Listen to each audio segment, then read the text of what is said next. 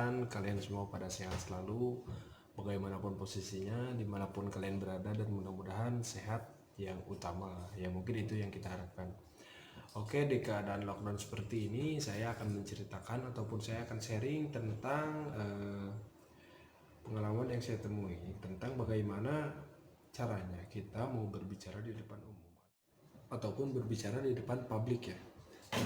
Yang pertama, ini sebetulnya sangat simpel sekali ya, karena emang mungkin kita karena emang nggak bisa, ya udah gitu kan, yang namanya taruhlah saya dulu gitu kan, sebelum saya terjun di dunia guiding ataupun di dunia wisata, dulu tuh saya betul-betul orangnya jiwanya jiwa pemalu banget.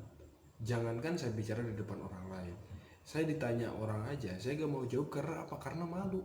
Nah, selesainya saya membaca buku, dan selain itu saya emang ada salah satu guru ya, yang mungkin dia adalah salah satu orang yang betul-betul menyupport saya dan tidak luput dari doa kedua orang tua saya gitu kan.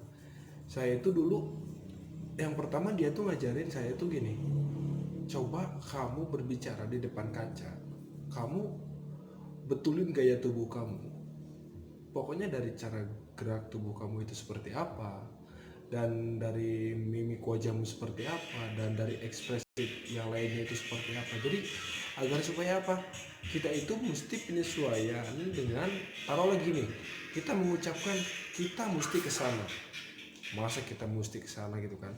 Nah, itu mesti sesuai dengan apa yang kita ucap, apa dengan gaya yang kita sampaikan. Nah, selain itu latihan itu betul-betul harus loh, minimalnya satu hari itu kita ya punya target lah 1 menit ataupun berapa menit gitu kan, agar supaya kita itu makin hari makin lancar gitu kan. Nah, dari cara logat dan lain sebagainya. Terus saya juga ini betul-betul masih belajar gitu kan, kita sharing aja gitu kan. Nah, selanjutnya kita itu mesti diseringkan belajar di depan kamera. Jadi kita itu sambil memegang kamera. Taruh lagi nih, kalau misalkan Anda gak percaya, Anda coba pegang kamera, Anda bicara depan kamera, mau topiknya apapun itu, tapi mesti dicoba. Kalau misalkan Anda ingin bisa belajar di depan muka umum ataupun di depan publik gitu kan. Karena emang sebetulnya gini nih, dibandingkan kita bicara di depan umum, dibandingkan dengan berbicara di depan kamera, itu lebih malu kita berbicara di depan kamera. Entah itu apa, karena itu yang saya rasakan setahu saya ya. Karena emang gimana ya, di depan kamera itu kita udah tahu sendirian gitu kan, apalagi nanti yang lihatnya kita sendiri. Nah, pas dimana kita berbicara di depan kamera, kita mesti merehat ataupun kita mesti gimana ya, mengapril lagi ataupun kita mengintrospeksi. Ini dimana kita kurangnya, dari gaya bicara kita itu seperti apa dan lain sebagainya.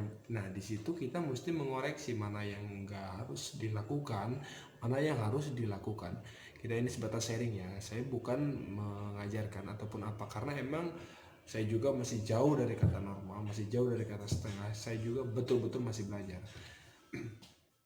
Nah, selanjutnya kita harus tahu topik pembicaraannya. Taruh lagi nih, kita mau berbicara di depan umum, kita harus tahu topik pembicaraannya, ataupun kita harus sudah betul-betul ada di kepala kita gitu, ataupun di pikiran kita, ini kita mau bicara apa. Taruh lagi di kita itu harus udah ada rincian-rincian ataupun susunan-susunan yang akan nanti kita kemukakan si pembicaraan tersebut.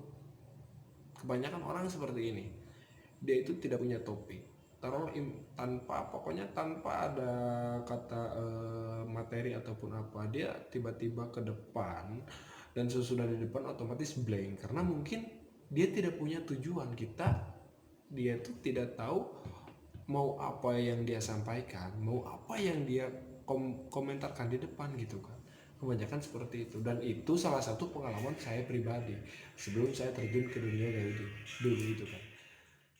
Dan selanjutnya, kita pas di depan orang lain, kita saat berbicara, kita mesti merehat pemikiran kita.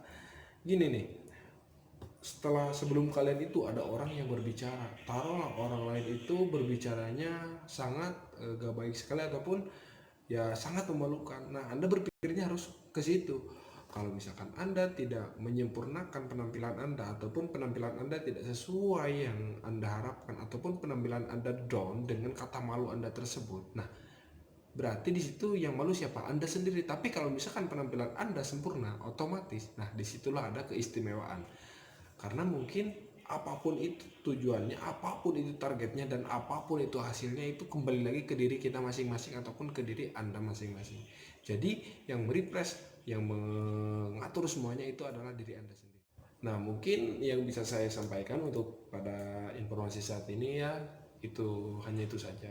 Kalau misalkan ada yang salah ataupun ya mungkin bagi Anda ini tidak bermanfaat, ya gak apa-apa. Yang penting jangan lupa like, comment, and share biar kita bisa sharing ataupun berbagi ilmu, ataupun saya meng-share salah satu apa gitu kan, Anda yang duluan menonton.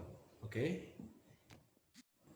Next time waktu mungkin besok saya akan menginformasikan lebih detail lagi tentang apapun itu, komentar di bawah ini.